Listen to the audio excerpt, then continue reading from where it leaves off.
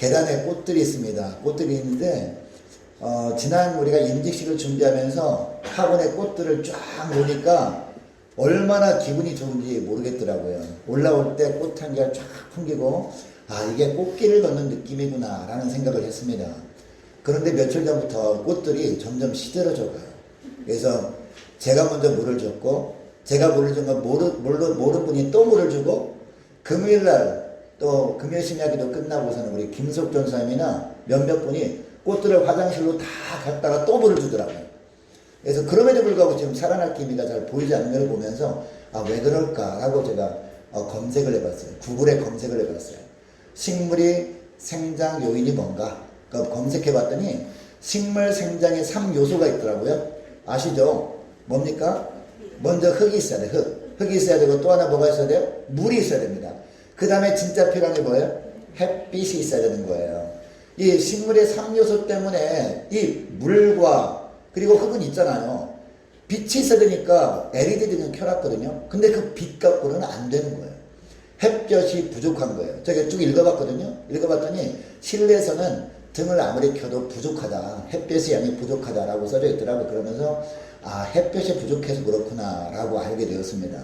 그런데 이처럼 3요소 중에서 하나만 부족해도 이처럼 꽃이 시드는 것을 보면서 영적으로 엄청 큰 깨달음이 왔습니다. 무엇을 깨달았냐면 하나님께서 우리를 바라보시면서 가장 원하시는 게 뭡니까? 우리 영혼이 잘 자라는 것 아니겠습니까? 영적으로 잘 자라는 걸 주님이 원하지 않겠습니까? 그래서 요한 3서 2절에도 보면 내 영혼이 잘된 것 같이 주님이 가장 원하시는 게 우리 영혼이 잘 되는 거예요. 아름답게 잘 크는 겁니다. 무럭무럭 잘 자라는 것을 주님이 원하신단 말이에요. 그런데 여러분 이 영적으로 자라는 3요소가 있다는 거죠. 은혜의 3요소가 뭡니까? 은혜의 3요소. 소율의 문답 88번 문제입니다. 소율의 문답에 나오는 문제인데 은혜의 3요소가 뭐냐? 바로 말씀과 기도와 성례입니다.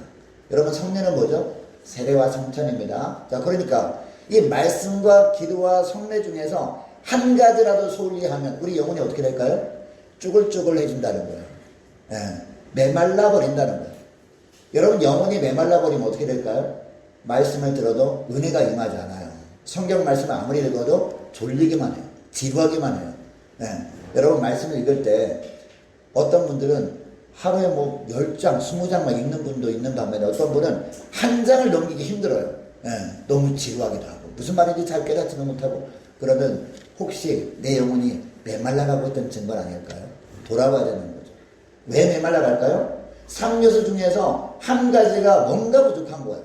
말씀이 부족했든지 기도가 부족했든지 아니면 성례 우리가 세례와 성찬을 소홀히 했든지 그 셋 중에 하나가 부족하니까 우리 영혼이 메말라가 버린 거예요. 근데 문제는요 우리 영혼이 한번 메말라 버리면 회복하기가 쉽지 않다는 겁니다. 여러분 이것을 기억하시고 무엇보다도 말씀과 기도와 성례 요 세 가지 모든 요소들을 골고루 정말 소중하게 여겨 살아가시는 저와 여러분 되시기를 축복합니다. 그래서 우리 주님께서 영혼이 잘됨 같이 범사에 잘되게 하시고 주님이 늘 도와주심으로 말미암아 범사가 잘되고 그리고 강건케 되어지는 영육간에 강건케 되어지는 그런 축복된 하루하루 될 수 있기를 원합니다. 여러분 하나님께서 가장 기뻐하시는 것이 있고요. 반면에 하나님이 가장 싫어하시는 것이 있죠. 하나님이 가장 싫어하는 게 뭘까요? 가장 싫어하는 것. 자, 오늘 본문의 113절 말씀 보니까 내가 두 마음을 품는 자들을 미워하고 라는 말씀이 나와요. 여러분 이 시편 기자인 다윗은요 하나님을 사랑하는 자였어요. 하나님을 너무도 사랑하기 때문에 하나님이 싫어하는 것을 다윗도 싫어해요. 하나님이 기뻐하는 것을 다윗도 기뻐했단 말이에요.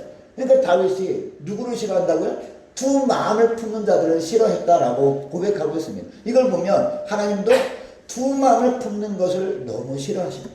하나님의 가증 여기십니다. 심지어 두 마음을 품는 것을요 우상 숭배하는 것이다 라고 여기거든요.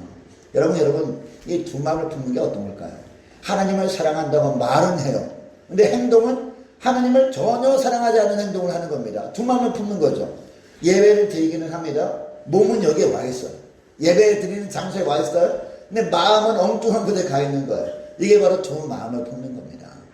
이것을 주님은 우상숭배라고까지 말씀하시면서 우리 주님은 그런 것을 싫어하신다라고 말씀하시거든요. 여러분, 하나님을 사랑하는 사람은 어떤 삶을 살아갑니까? 하나님이 싫어하는 것을 싫어합니다. 하나님이 기뻐하는 것을 기뻐합니다. 하나님은 무엇을 기뻐하실까요? 그러면 두 마음을 품는 것을 싫어한다면 한 마음을 품는 것을 기뻐하는 것 아니겠습니까? 하나님께서 한 마음을 품는 게 어떤 거죠? 우리 시선을 고정하는 겁니다. 어디로?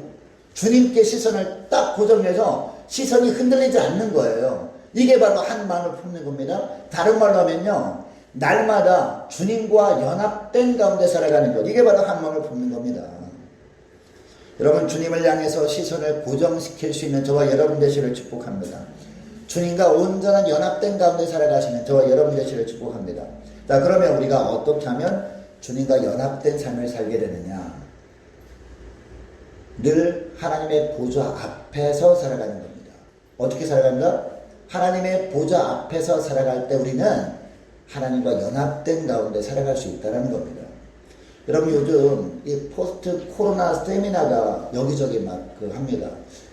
한 며칠 전에도 저한테 문자가 왔어요. 총에서 문자가 왔는데, 이 포스트 코로나 이후에 교회 어떻게 할 건가, 이거를 세미나를 한대요. 분당에 있는 세계된 교회에서 세미나 한다고 오라고 했는데 가진 않았습니다만은, 이처럼 여기저기서 이 포스트 코로나 시대를 대응하는 세미나가 유행입니다. 왜냐하면 이 코로나 이전과 이후가 너무나 다르대요. 코로나 이전에는 사람들이 이것이 나를 안전하게 줄 거야, 이것을 신뢰하면 나는 괜찮은 삶을 살 거야, 이렇게 생각했거든요. 근데 코로나가 빵 터지면서 그 모든 것들이 다 무너져 버린 거예요. 그동안 내가 의지하고자 했던 것들이 의지할 대상이 아니구나, 이게 막 드러난 거예요. 여러분, 이런 여러 가지 일들을 통해서 하나님께서 우리에게 말씀하시는 거예요. 여러분, 주님이 말씀하실 때요, 이 성경 말씀을 통해서 말씀하십니다. 그리고 설교를 통해서 말씀하시기도 합니다. 또 세상의 어떤 사건 사고를 통해서도 말씀하시고요, 그 사건 사고를 대하는 사람들의 이야기를 통해서도 주님께서 우리에게 간접적으로 말씀하실 때가 있어요. 이런 세상의 변화를 보면서 많은 사람들이 이구동성으로 얘기합니다. 야, 세상에 믿을 것이 하나도 없구나 라는 이야기들을 합니다. 여러분, 많은 사람들이 그냥 흘려듣습니다, 그런 얘기를. 그러나 우리 예수 믿는 사람들은 그런 이야기를 할 때 흘려들으면 안 돼요. 그렇구나, 세상은 믿을 것이 하나도 없구나, 사람들도 믿을 사람이 없구나, 오직 내가 믿을 분은 누구다? 하나님밖에 없구나, 이런 주의 음성을 들을 수 있기를 축복합니다. 우리가 살다 보면 주변 사람들이 여기저기 그런 얘기를 할 때요, 흘려들으면 안 돼요. 하나님께서 나에게 하시는 말씀이 있지 않을까 라고 하면서 정말 우리가 주님께서 깨달음이 온다면 그 말씀을 붙들고 우리가 더 주님께 가까이 나갈 수 있는, 영적으로 깨어있는 저와 여러분 되시를 주 이름으로 축복합니다. 자, 그런데 우리가 하나님의 보좌 앞에 나가는 것 옳습니다. 그게 정답이에요. 그게 맞는데, 문제는 하나님이 우리 눈에 보인다면, 하나님의 보좌가 우리 눈에 보인다면 무엇이 문제겠습니까? 전혀 문제가 되지 않죠. 왜? 그 눈에 보이는 하나님의 보좌 앞에 나가면 되니까. 근데 문제는 뭐예요? 하나님의 눈에 보입니까? 눈에 보이지 않아요. 하나님의 보좌도 우리 눈에 보이지 않는다는 게 문제라는 겁니다. 그러면 어떻게 하는 것이 하나님 보좌 앞에 나가는 것이냐? 이것을 오늘 본문을 통해서 이 다윗이 말씀하고 있습니다. 이 다윗을 통해서 하나님이 말씀하세요. 그 의미가 뭐냐? 날마다 하나님의 은혜, 무엇을 통해서 주신 하나님의 은혜요? 말씀을 통해서 하나님의 은혜를 사모하며 사는 거예요. 이게 바로 은혜의 보좌 앞에 사는 것이다, 이 말씀을 하는 겁니다. 우리가 오늘 본문 시편 말씀을 우리가 보기 전에 요한복음 1장 말씀을 보면요, 1장 1절 말씀, 제가 전에도 말씀드렸습니다마는 이 태초에 말씀이 계시니라, 이 말씀이 하나님과 함께 계셨으며 이 말씀을 보고 하나님이시라 하거든요. 이 말씀과 하나님을 동일시합니다. 그죠? 그리고 14절 말씀으로 넘어가 보면, 요한복음 1장 14절 말씀을 보면 이 말씀, 이 하나님과 말씀이 동일시됐잖아. 이 말씀이 육신이 되어 우리 안에 거하시네. 우리가 그의 영광을 보니 아버지의 독생자의 영광이여 은혜와 진리가 충만하더라, 이런 말씀한단 말이에요. 자, 그러니까 이 말씀이 요한복음 1장 1절만 딱 보면 말씀이 도대체 뭐지? 어떤 추상적인 건가? 라고 생각할 수 있죠. 근데 1장 14절 딱 설명할 때 이 말씀이 뭐가 됐어요? 육신이 됐다는 거예요. 무슨 얘기입니까? 이 말씀이 도대체 뭔가? 이 말씀 앞에 나가는 것이 뭔가? 하나님의 보좌 앞에 나가는 게 뭔가? 저는 느껴지지도 않고 보이지도 않아요. 이런 사람들에게 우리 주님께서 그것이 무엇인지 밝히 보여주시기 위해서 누가 오셨다고요? 말씀이 육신이 되어 오셨고, 그분이 누구라고요? 아버지의 독생자라는 거예요. 바로 누가? 예수 그리스도의 이 땅에 오셨다는 겁니다. 우리 주님께서 이 땅에 오셔서 친히 말씀하셨잖아요. 그죠? 말씀하셨고, 우리 주님은 십자가 죽으시고 부활 승천하셨습니다. 우리 눈에 예수님은 볼 수 없어요. 근데 뭐가 남아있어요? 예수님의 말씀이 남아있잖아요. 그리고 예수님의 제자들이 이 말씀을 기록했잖아요. 그죠? 우리 예수님께서 하셨던 말씀을 기록해 놓은 게 바로 신약성경 아니겠습니까? 그리고 이 사도들의 기록이 바로 신약성경 아닙니까? 이 바울 서신이고 공동서신이고 요한계시록, 이 우리가 읽고 있는 성경 말씀 아니겠습니까? 그러니까 하나님의 보좌 앞에 사는 것이 어떤 거예요? 말씀 앞에 사는 거예요. 여러분 성경 말씀 여러분 눈에 보이시죠? 우리 눈으로 보고 읽고 있죠? 이 말씀 앞에 사는 것이 바로 하나님의 보좌 앞에 사는 것이다. 이렇게 우리가 이해할 수 있습니다. 여러분 오늘 본문에도 보니까 시편기다가 고백하죠. 114절 보시기 바랍니다. 114절 말씀 보니까 주는 나의 은신처시여 방패시라. 내가 그 다음에 보세요. 뭘 바라요? 주의 말씀을 바라나이다 라고 하고 있습니다. 여러분 여기에 주의 말씀을 바라나이다 라는 말은 무슨 말이냐? 여기에 바라다 라는 동사는요, 이 야할이라는 동사예요. 이 동사인데 물론 바라다 라는 뜻도 있는데 다른 의미도 있어요. 기다리다, 기대하다 라는 뜻이 있습니다. 자, 기다리다, 기대라는 의미가 있는데 이 의미를 살려서 다시 한번 이 구절을 보면요, 주의 말씀을 어떻게 한다? 기다립니다. 주의 말씀을 기대합니다. 이런 뜻이에요. 여러분 우리가 성경 말씀 읽을 때마다 은혜가 됩니까? 성경 말씀 읽을 때마다 구절구절 그 구절 가운데 숨겨진 하나님의 뜻을 그때마다 깨닫고 막 감격합니까? 그렇지 않잖아요. 우리가 성령 충만할 때는요, 어떤 말씀을 읽어도 이 말씀 속에 숨겨진 하나님 아버지 뜻을 깨닫고 막 감격합니다. 너무나 감동해서 막 울기도 하잖아요. 야, 하나님이 나를 이처럼 사랑하는구나 라고 깨닫고 막 울기도 하거든요. 기도할 때도 다른 기도 필요 없어요. 저는 주님만 만족합니다. 이렇게 기도하잖아요. 그런데 성령 충만함에 좀 사그라지면 어떻습니까? 예. 우리가 성령 충만한 삶을 살다가 이 사단 마귀가 죄를 짓도록 딱 유혹할 때 그 유혹에 넘어가서 죄를 딱 짓게 되잖아요. 예. 그것이 죄인 줄 알고 그 죄를 범하게 되면 그 다음부터 어떻게 됩니까? 하나님 앞에서 부끄러움에 막 몰려와요. 내가 이런 모습으로 어떻게 말씀을 볼까? 거룩한 말씀을 어떻게 대할까? 말도 안 되라고 하면서 말씀을 좀 멀리 하다가 그래도 내가 말씀을 통해 은혜를 받아야 돼 라고 하면서 말씀을 보긴 합니다. 근데 말씀이 잘 읽히지 않는다는 거죠. 예. 그 예전에는 10장, 30장, 하루에 40장 넘게 읽다가 말씀을 읽으려고 하다 보니까 한 장, 두 장 넘어가기도 힘들어요. 그렇게 될 때가 있다는 거죠. 다윗이 그런 경험이 있었던 거죠. 다윗이 죄악 가운데 빠졌을 때, 예전에 주님과 깊은 긴밀한 가운데 있을 때는, 성령 충만할 때는 말씀이 그처럼 꿀송이처럼 달게 느껴졌고, 어떤 말씀을 대하더라도 그 말씀 속에서 하나님 아버지가 나를 얼마나 사랑하는가 깨닫고 감사하면서 막 눈물 흘리기도 했는데, 이제 죄악 가운데 있다 보니까 그게 다 사라져버린 거예요. 옛날에 그때가 너무나 소망이 되고 너무나 그리운 거예요. 옛날이 좋았는데, 그때가 그리웠는데 라고 하면서 바로 이처럼 고백하고 있는 거죠. 주의 말씀을 바라나이다. 내가 주의 말씀을 기다립니다. 주의 말씀을 깨닫고 은혜를 덧입는 것이 내가 하는 것이 아니구나. 내가 정말 죄를 회개하고 죄를 사함받고 주님의 은혜 가운데 푹 잠길 때에, 말씀의 은혜 가운데 나갈 때, 그때 비로소 우리 주님께서 나에게 주시는 축복이 바로 이거구나. 이 말씀을 읽을 때마다 새로운 것을 깨닫게 하고 말씀이 꿀송이처럼 달게 느껴지게 하는 것이구나. 이것을 고백하고 있는 거죠. 그래서 117절 말씀도 보면 뭐라고 합니까? 117절 말씀, 자, 우리 함께 읽습니다. 시작. 나를 붙드소서. 그리하시면 내가 구원을 얻고 주의 율례들에 항상 주의하리이다. 아멘. 여기 보니까 나를 붙드소서라고 하고 있습니다. 나를 붙드소서라는 말이 무슨 의미입니까? 죄악의 유혹에 빠지지 않도록 나를 붙드소서. 사단이 나의 약점을 너무나 잘 알아서 그 약점을 파고들어서 죄를 짓도록 자꾸 유혹하는데, 이 유혹에 넘어가지 않도록 성령 하나님께서 나를 붙드소서, 그런 의미 아니겠습니까? 나를 붙들어 주셔서 죄악에 빠졌다 그럴지라도 나를 붙드셔서 회개의 자리로 인도하시고, 회개하도록 나를 붙드셔서 회개할 때 죄사함 받고 죄악의 수렁에서 나를 구원해 주셔서 그 다음 뭐라고 하는 거예요? 주의 율례들에 항상 주의하리이다. 내가 무엇을 사모하며 살았는지 나를 돌아보게 하시고 오직 주님의 말씀 앞에서 살도록 은혜를 베풀어달라는 그런 기도 아니겠습니까?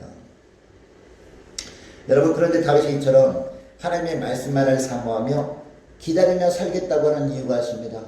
어떻게 하든지 주님의 말씀 앞에 살기를 원하는 이런 소망이 있는 이유가 뭡니까? 자기의 삶의 소유권이 누구한테 있기 때문이에요? 하나님께 있기 때문이라는 거죠. 내 삶은 나의 것이 아닙니다. 다 주님의 것입니다. 나에게 있는 모든 것은 다 주님의 소유권에 있습니다. 주님께서 소유권을 가지고 있습니다. 이런 고백을 하기 때문에 이게 바로 125절 말씀입니다. 다 125절 말씀. 자, 우리 함께 있습니다. 시작. 나는 주의 종이오니 나를 깨닫게 하사 주의 증거들을 알게 하소서. 아멘. 나는 주의 종이오니, 이것을 깨닫게 달라는 거예요. 말씀을 대할 때마다 나는 내 인생의 주인이 내가 아니라 내 인생의 주인은 바로 주님이심을 깨닫게 주옵소서. 나는 주의 종임을 알게 주옵소서. 주님께서 내 인생을 설계하셨고 주님께서 나를 이끌어가고 계심을 깨닫게 주옵소서. 이렇게 기도하고 있다는 겁니다. 특별히 자신을 뭐라고 표현해요? 주의 종이라고 표현합니다. 여러분, 여기 종은 뭡니까? 종은요, 당시에 노예를 말합니다. 노예. 여러분, 노예는 자기가 있습니까? 노예는 자기가 없어요. 예. 자기 마음대로 살면 안 되는 존재가 바로 노예입니다. 노예는요, 철저하게 주인에게 예속된 존재 아닙니까? 주께 속한 존재 아닙니까? 주인에게. 그러니까 주인이 가라고 하면 가야 되고 주님이 멈추라고 하면 멈추고 해야 되고, 이런 존재가 바로 종입니다. 근데 다윗은 나는 주의 종이오니라고 고백하고 있습니다. 모든 것들의 소유권은 하나님께 있음을 고백하는 겁니다. 여러분, 종은요, 자신의 권리가 있습니까? 만약에 우리가 저희는 하나님의 종입니다라고 할 때, 하나님 앞에 나와서 기도할 때, 하나님, 저에게도 권리가 있는데요, 이렇게 할 수 있어요, 없어요? 권리가 없습니다. 주님께만 권리가 있는 거예요.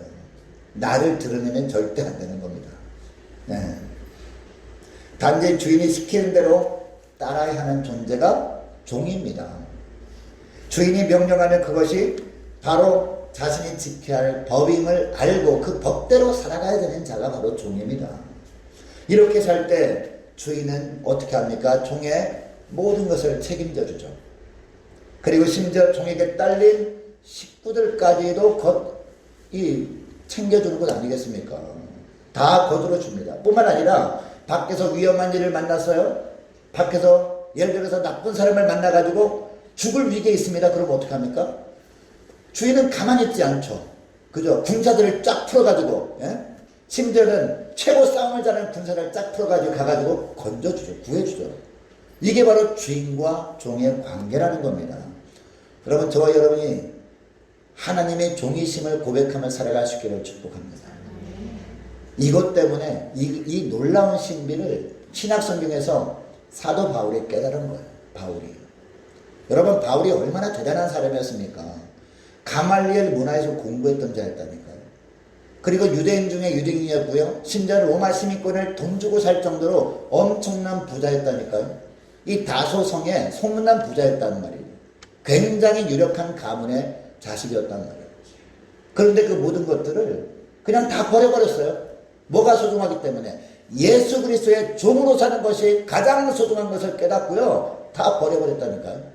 왜요? 예수님의 종으로 살 때, 주님의 말씀대로 살아갈 때 주님께서 모든 것을 다 책임져 주니까 주님께서 안전하게 보호해 주시고 지켜주시고 가장 좋은 길로 인도해 주신다는 거죠. 제가 서두에 꽃길만 걸읍시다라고 인사하자고 했는데 진짜 꽃길이 뭔지 아십니까, 여러분? 눈에 보이는 꽃길이 아니에요. 영적인 꽃길이 진짜 꽃길이에요.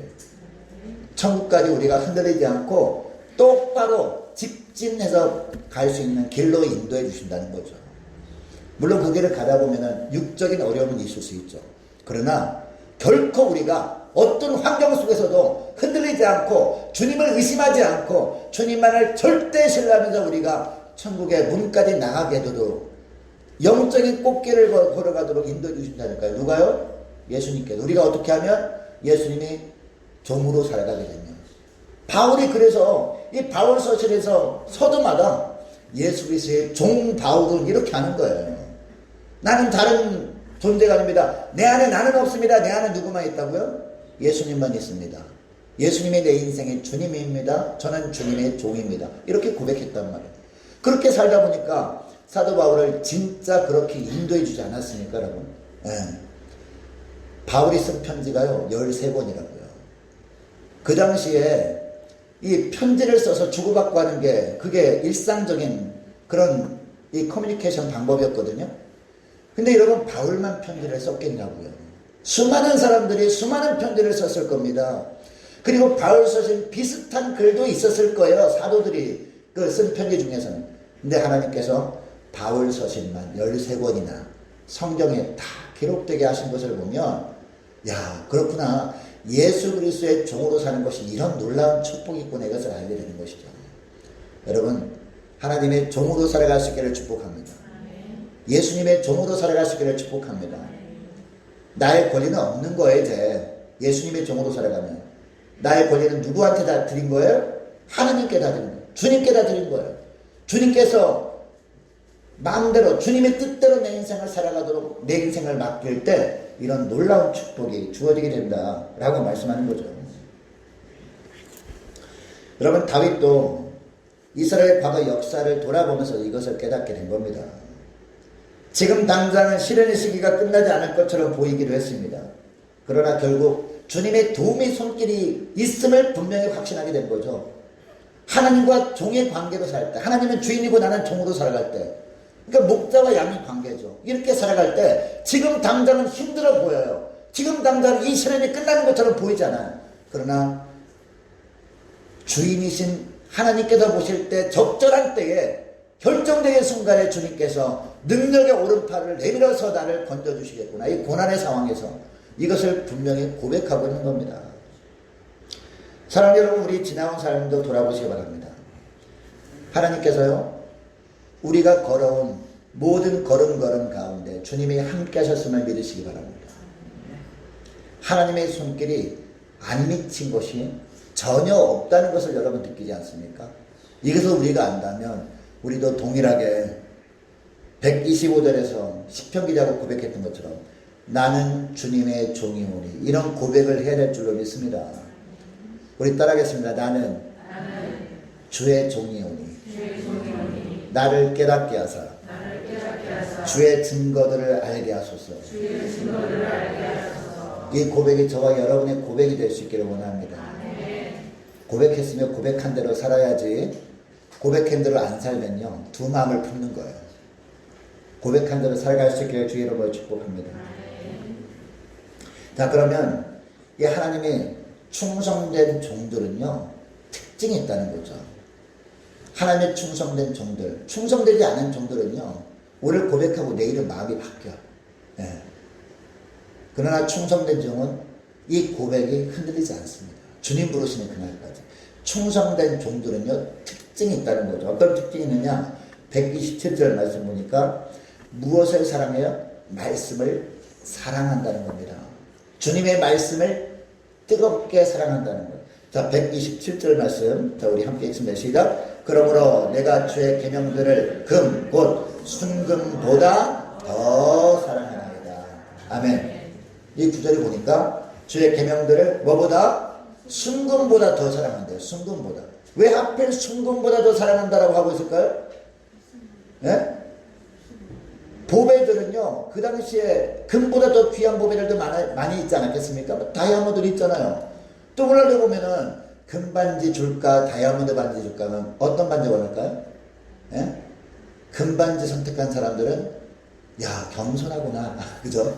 너무나 겸손해서 다이아몬드 한 뭐 5캐럿짜리 1점 벌어지지 않겠습니까? 그런데 오늘 본문에 보니까 다이아몬드라고 하지 않고 순금이라고 하고 있어요. 그 이유가 뭘까요? 그 당시에 세계 화폐 기준이 바로 금이었대요. 그래서 그 당시에는 금화들이 많았잖아요. 각 나라마다. 금화에다가 거기 뭐 왕의 얼굴도 찍고 해가지고 그 동전을 만들어가지고 유통했거든요. 예. 각 나라 통화가치, 이 돈의 가치를 정할 때 그 기준이 뭐였다? 바로 금이었다는 거죠. 금도, 순금은요, 순도가 99.999% 순도.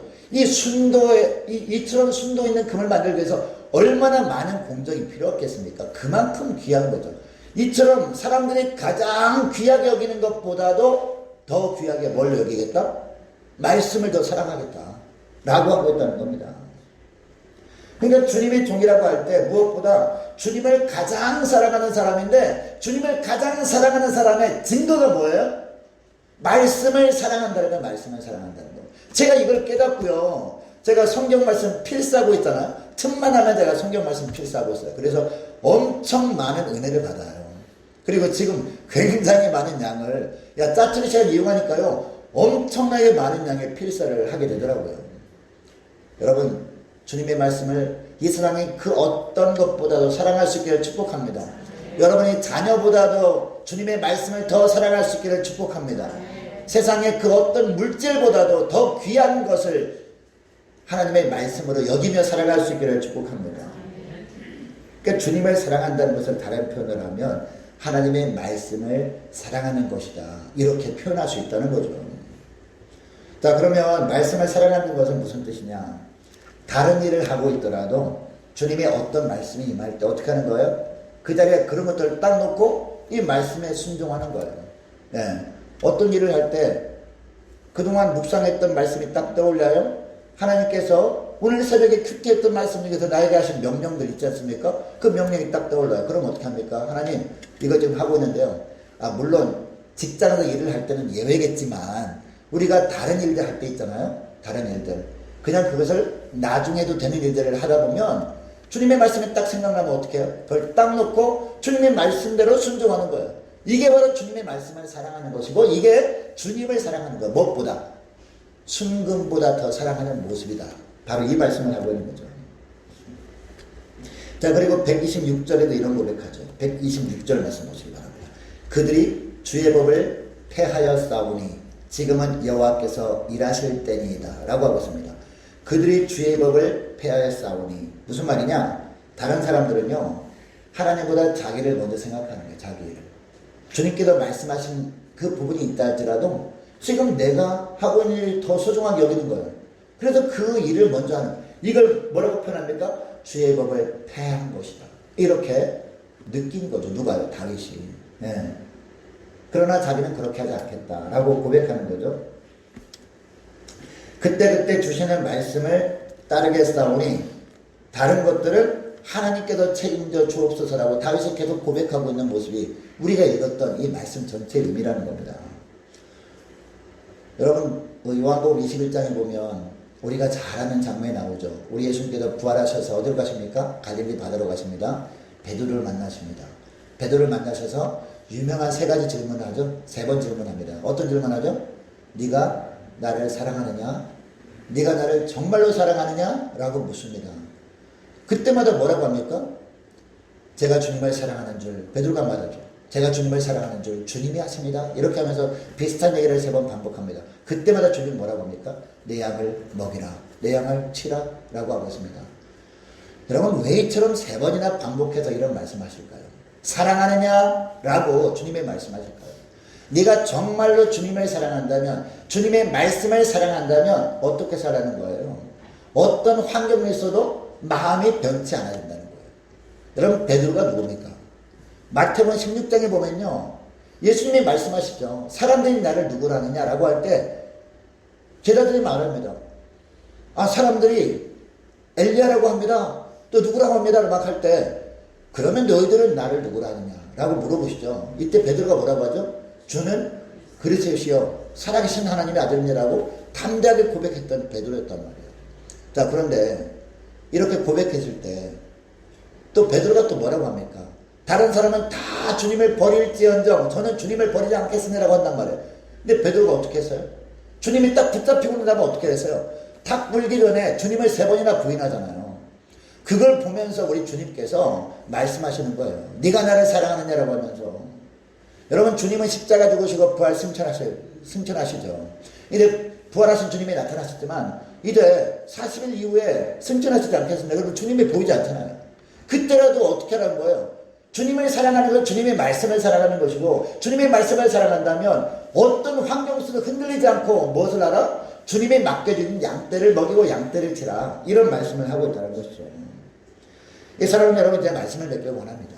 자, 오늘날도 마찬가지예요. 주님은 우리에게도 동일하게 말씀하십니다. 너는 나를 사랑하느냐? 여러분, 예수님께서 진짜 나타나셔가지고 네가 나를 사랑하냐라고 하면 이처럼 대답하지 못할 사람이 누가 있겠습니까? 아, 저 진짜 주님을 사랑합니다. 주님 아시잖아요. 라고 말하지 못할 사람이 누가 있습니까? 근데 이 시간에 말씀을 통해서 우리에게 질문하십니다. 정말 나를 사랑하느냐? 라는 말이 무슨 말이라고요? 말씀을 진짜 사랑하느냐라는 거예요. 무엇보다 순금보다 더 사랑하느냐? 지금 네가 가장 사랑하는 그것보다 더 말씀을 사랑하느냐? 이렇게 말씀하고 있습니다. 여러분이 말씀 앞에 무엇보다도 적어도 베드로처럼 제가 주님을 사랑합니다 라고 고백할 수 있는 저와 여러분 되시기를 축복합니다. 그리고 오늘 본문에 이 시편 기자인 다윗처럼 무엇보다 주님의 말씀을 순금보다 더 사랑하겠습니다라고 결단한 대로 행하심으로 말미암아 우리 주님께서 저와 여러분에게 영혼이 잘되고 강건해지며 또 모든 일을 하는 데 있어서 주님이 도와주시는 그런 축복된 하루하루 살아가시는 저와 여러분 되시기를 주 이름으로 축복합니다. 기도하겠습니다.